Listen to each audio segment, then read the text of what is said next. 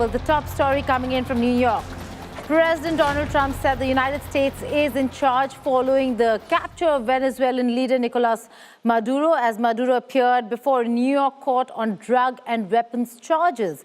Venezuela's acting president, Delcy Rodriguez, offered cooperation and called for dialogue, while Trump warned of further strikes if authorities do not comply with U.S. demands. More on this by Mahashweta Lala. Don't ask me who's in charge because I'll give you an answer and it'll be very controversial. What does that mean? Yes, we're in charge. Have you spoken with her? We're in charge. Have you spoken with her?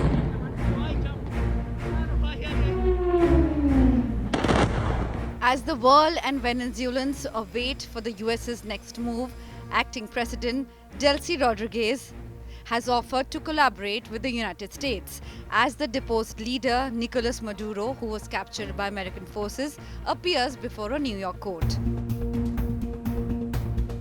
In a statement on social media, Rodriguez said Venezuela aspires to live without external threats in an environment of respect and international cooperation. She urged President Trump for peace and dialogue, reiterating Maduro's message. The statement also comes amid Trump's threat of another strike on Venezuela if the ruling authorities don't cooperate with the US efforts to open its oil industry and stop drug trafficking. There are mixed reactions on the US action from Venezuelans within the country and abroad. Venezuelans in Barcelona waved flags and sang as they celebrated the topple of Maduro. Venezuelans in Colombia demanded transition of power and called for fresh elections. This is what has to happen. Why? Because government entities are still not clean, the defense minister still hasn't left, still hasn't handed over power, so we can't let our political leaders take over the government until they leave. It would be a risk to leave them and put our leaders in.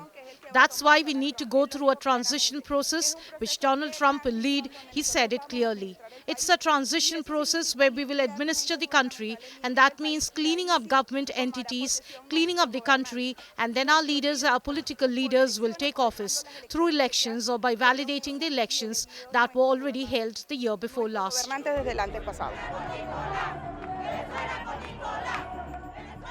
But in Caracas, supporters of Maduro gathered near the Miraflores Palace, voicing their support for the wrongful arrest of Maduro and his wife. They demanded that Venezuelan sovereignty should be respected. Today, I'm here in support of President Maduro and his wife, protesting against that unjust kidnapping. We respect the sovereign decisions of all governments and we demand that same respect in return.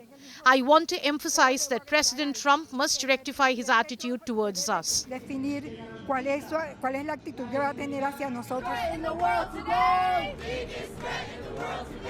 Anti-war protesters chanted slogans such as "No, no blood for oil," "Hands off Venezuela's soil," and "Up, up with liberation, down, down with occupation." No blood for oil, hands off Venezuela's soil. A reminder of the American voices who spoke out against US involvement in the Vietnam War. In 1989, during President George H.W. Bush, US invaded Panama and deposed the de facto ruler, General Manuel Noriega, who was wanted by the US authorities for racketeering and drug trafficking. You know, I'm here because I think it's outrageous what the U.S. government did in Venezuela.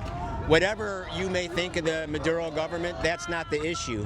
But the U.S. government has no right to go into a sovereign country and basically openly say, we're going to take the oil, we're going to take the gold, we're going to exploit the resources. This has nothing to do with defending the working people of Venezuela. That's no concern to the U.S. government, Democrat or Republican alike. And this isn't the first time.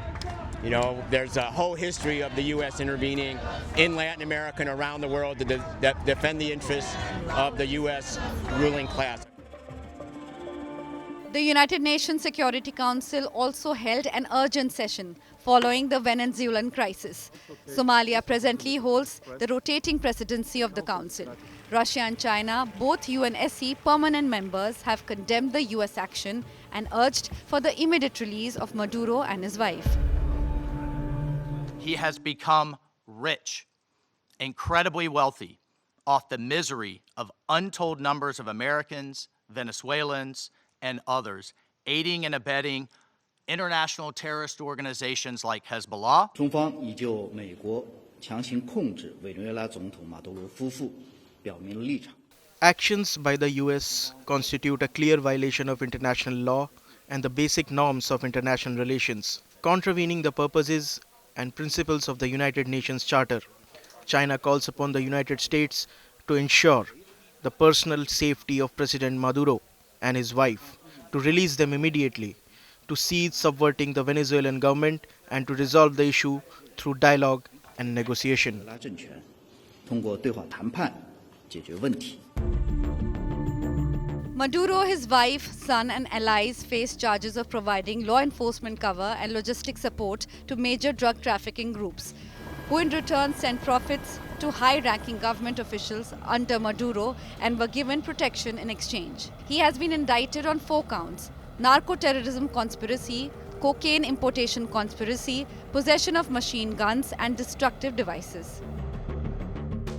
Trump's actions have been criticized domestically. Former US Vice President Kamala Harris has criticized Trump of pardoning a convicted drug trafficker, referring to a former Honduras President Orlando Hernandez, who was convicted by US court and then pardoned later by President Trump. Hernandez was sentenced to 45 years in prison for helping drug traffickers and using his government position and helping to bring in hundreds of tons of cocaine into United States. The capture of Maduro is also seen by many as an effort by Trump administration to divert attention from Epstein files, as it comes days after thousands of files were released and more are being expected to be released post-New Year. With Mahashweta Lala, Bureau Report, India Today.